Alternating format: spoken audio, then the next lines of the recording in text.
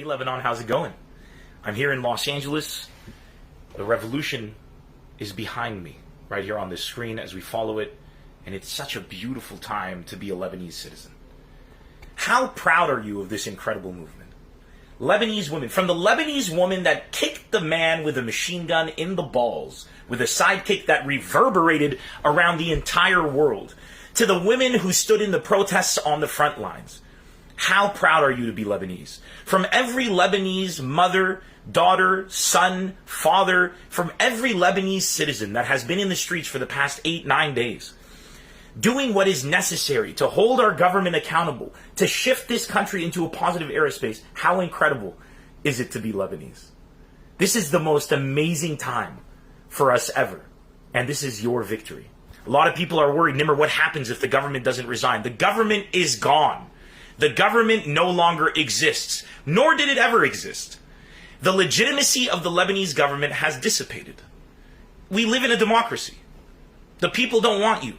If you stay in power, that's because we will not overthrow you with violence. We're just going to wait it out. But eventually you will resign, especially if we keep this movement going. Our president gave today a speech. It was edited. It was pre-recorded. We do not have effective leadership. If I'm saying that the president is no longer fit to lead, it's not an attack on the president. That's a statement of facts. If I'm saying the prime minister is no longer fit to lead, it's not an attack on the prime minister. It's a statement of the facts. The government is not fit to lead. We have removed your legitimacy by telling you we do not believe in you. We do not trust you. You need to resign. Fakhamet al-Ra'is. There is no such thing as Fakhamet al-Ra'is or Ma'al al-Wazir. You are not a Fakhami. You are not a Ma'ali. You never were. You cannot enforce your authority by making people say things to acknowledge you. You inspire that authority. There is no Fakhamet al-Ra'is. You are in service of the people. You are not a Fakhami. The Fakhami is the people in the streets. The Ma'ali is the Lebanese people in the streets. The Fakhami is the Lebanese people. The Ma'ali is the Lebanese people. You're just Saad or Hassan. You're just Michel. You're just Gibran. You're just who you are and what you've achieved. And take it or leave it, you failed us. You failed us. We can make excuses all day for why you failed. We can point fingers, but you failed. Any self-respecting person would accept the failure and say it's time for a change. It is time for a change. And these are the most positive, inspiring, powerful times of the Lebanese people. This is the greatest the nation has ever been. The nation. We can say the Lebanese nation. It's been defined. That is Lebanon. It is not a country of people who identify themselves on their religion. And it hasn't been for many years now. This is not surprising to me. It is a country of people who want a better future. It is a country of people who are sick and tired of having to leave the country to get better opportunities. It is a country of people who are sick and tired of raising their children to send them abroad and spend time without them. It is a country of people like myself who are sick and tired of having to do everything to put this country on the map and to do everything necessary to keep a country underneath our feet while we fight the people in our country who do everything to stop us from succeeding. It is a country of people who are sick and tired of the ruling class. It is a country of people who have taken to the streets to tell you, Killon yani killon. It is a country of people who are asking you to leave. It's time to leave. You must resign immediately. Every day that the resignation is delayed is another day wasted. The government says it's afraid what comes next if they resign. My friends, we are afraid what comes next if you stay. We are not afraid. We are not in the streets for any other reason except that you have terrified us. We've given you a chance. For the past 50 years, you've done things your way. You've murdered. You've killed. You've divided. You've sought to seek power for your own self-interest and enforce that power by dividing the greatest people in the world, making them believe that they couldn't do better when we all knew that we could do better. This is on you. Your policies have brought this to you. We are here today to change the status quo. Now, enough speaking about the facts and what we know. The government is illegitimate. The government does not deserve to stay. We know that. What next? And this is where I get excited, because we have an opportunity to turn Lebanon into the juggernaut, the financial behemoth that it has always vied to be. Some people look at these times and they say it's very dangerous, the country is going to fall apart, there's going to be civil war. None of that's going to happen. ISIS couldn't do it. Al-Qaeda couldn't do it. Israel couldn't do it. Nobody can divide the Lebanese people. It's not doable. Iran couldn't do it. Saudi Arabia couldn't do it. America couldn't do it. Syria couldn't do it. Nobody can do it. Because we know that all we have is one another. And it's time for us to be given our power so that we can start to execute. And how do we do that? With an immediate resignation of the government. Sta'ilo. Resign. Immediately. Now. We don't want to talk. We don't want to do this shit. It's over. It's done. Resign. Resign. Resign. Sta'ilo. Let me show you how. مرحبا أيها الشعب اللبناني العظيم. نحن نستقيل. شكرا. You see, this is crazy, huh? I know, it's tough, but if you write it down, you might be able to do it. Resign immediately and call for early elections. Set up a transitory government that will set things up from now until the new elections are complete. And in the meantime, this is how our generation, the youth, is going to take things over. I will return to Lebanon. I pledge to return to Lebanon unless there is a more qualified person to do it. I pledge to return to Lebanon and to immediately set up podcasts with each and every official that is running for re-election, or for election, sorry. Because here's the thing, we know the people that are corrupt, but we do not know the people that are clean. And here's another thing, there's one thing to say somebody is honest, that does not mean they are fit to lead, nor do they have the right experience, nor the right skill set to do it. We need to meet and know our candidates. How absurd is it that we voted for people we don't even know just because of their religion? Just because of where they're from? Just because of what our parents tell us? No, not anymore. I will come back to the country, I will do podcasts and sit down with questions that are submitted by the community, by you people online, stuff that you want to know, and I will grill the living hell out of each and every politician. We will get to know who we are voting for, and we will be able to make informed decisions to give our vote. The diaspora around Lebanon, I've been organizing them for the past 5 years through my shows. They've been contacting me nonstop saying, Nemr, how can we help? They will come back and vote. They will cast their votes. They will send in their questions. We have the momentum to change this nation. We will start interviewing all of the candidates to know exactly what their agenda is and how they intend to execute it. And you know me, I'm truly independent. I'm 100% independent. I'm the only independent public figure that you might know because I've based my entire career on my independence. I've always identified as a Lebanese first and a Lebanese only. That's all you know me as, is Nemr. That's it. And I will lend my voice that I've worked so hard to bring to this moment because I feel that it can be used to help us make informed decisions. But here's what I think the new leadership should be doing, because I believe that Lebanon can become the greatest country in the Middle East when it comes to financial stability. I really do, and I believe we can do it very quickly. I believe some very simple measures, and I'm going to outline them to you right now, is all the country needs to get back on track. With a new leadership that will inspire international confidence, we immediately get a cash injection. We're going to need some money from abroad, and it'll be easy to secure. It'll be a loan. We'll do some refinancing, yes, of course, within the country and our debt structure. We have a massive amount of debt. Getting money from outside of the country by reclaiming stolen funds is definitely a way to go, but that's going to take years. So we need a short-term and a long-term objective. In the short term, we immediately begin investment in empowering the Lebanese people to increase their productivity. The GDP needs to increase so our debt to GDP ratio decreases. That's the most important thing we can do. And it's very easy to do that because the Lebanese people have everything it takes. They're highly educated. They're well-traveled. They're businessmen, entrepreneurs throughout. They're the most amazing people, doctors, scientists, mathematicians, everything, philosophers, poets, artists. And they're there. We have an incredible population of people. That's the hardest thing to find to rejuvenate a country. That's easy. We have that. The easy part is just taking care of these people. Empower them.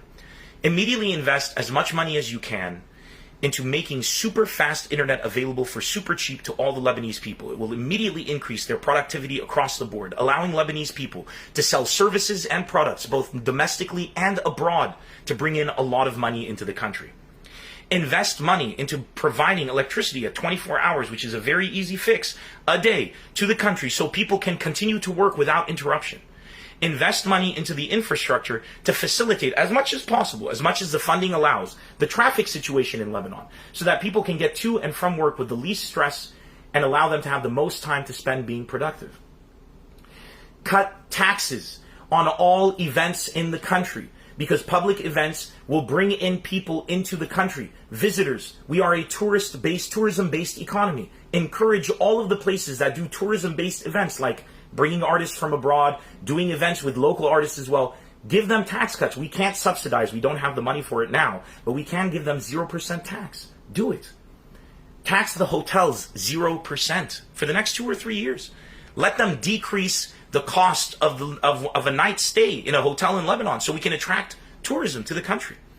Immediately begin cleaning the country up and adjusting pollution rules so that by the time summer comes, our beaches will be very, very clean. It's not difficult to clean up the beaches in Lebanon at all.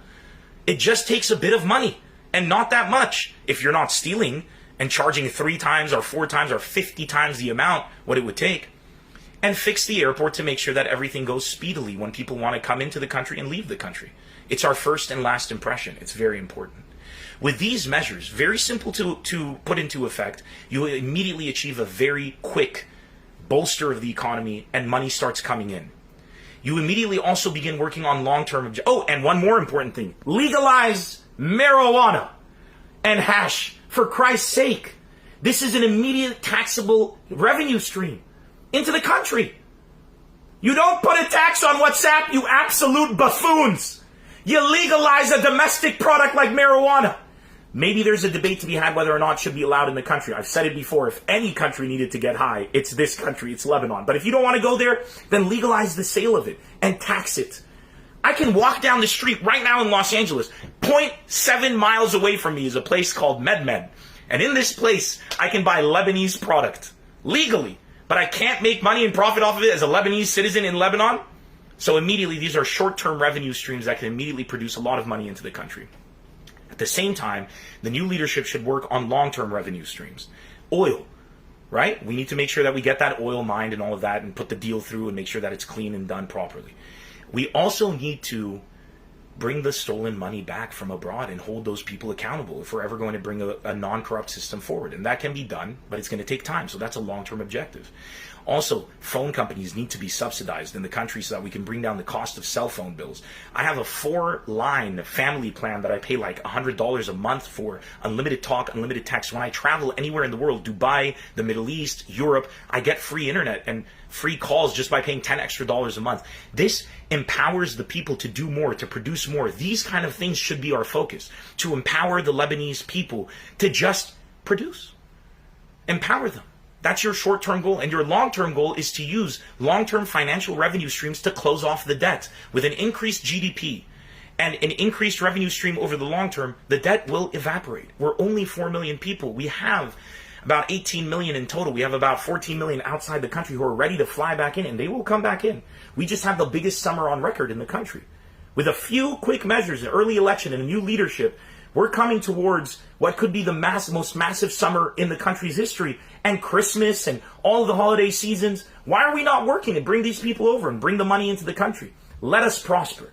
With a government that does these measures, that empowers the people and increases the GDP of the country, people will pay taxes gladly. You can then start to tax the people.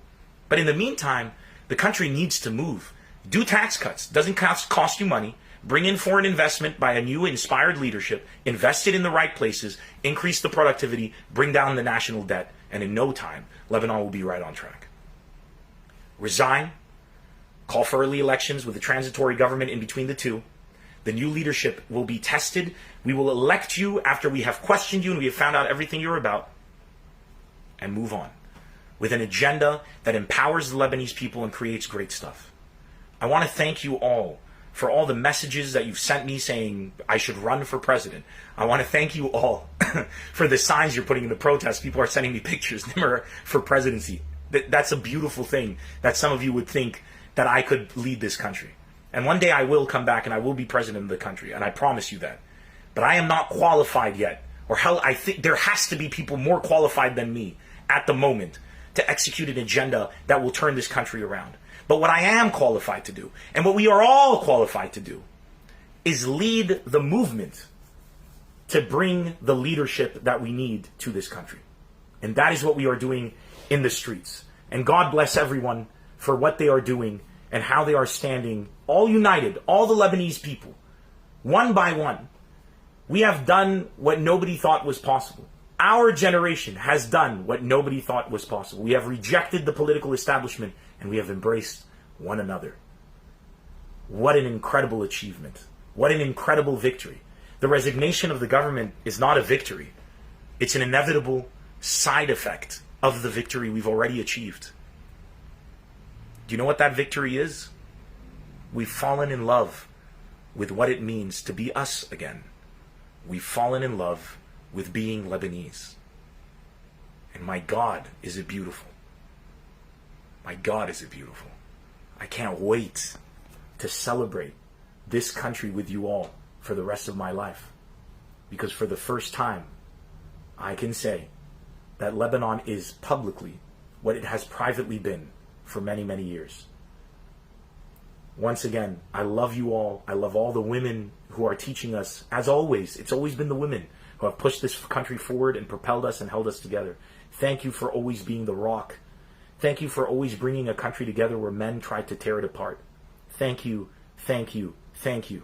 To all the men and women in the streets today, joined hand by hand, thank you for rejecting the political people that had you convinced that they were the only way forward. Thank you for realizing that they've used, manipulated, and abused you for their own personal gain.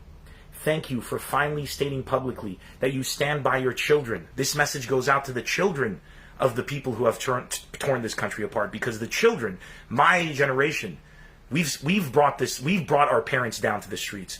We've done this. This is our victory. Thank you for standing by us. Thank you for believing in us, because we love you and we don't want to be away from you anymore. We don't want to be away from you anymore. We love you so much that we're doing this so we can spend more time with you, so that we don't have to leave the country to be successful. Thank you for letting us love you. And thank you for letting us love who we should have loved all this time before. Ourselves, our country, and our legacy. God bless you all, and God bless Lebanon.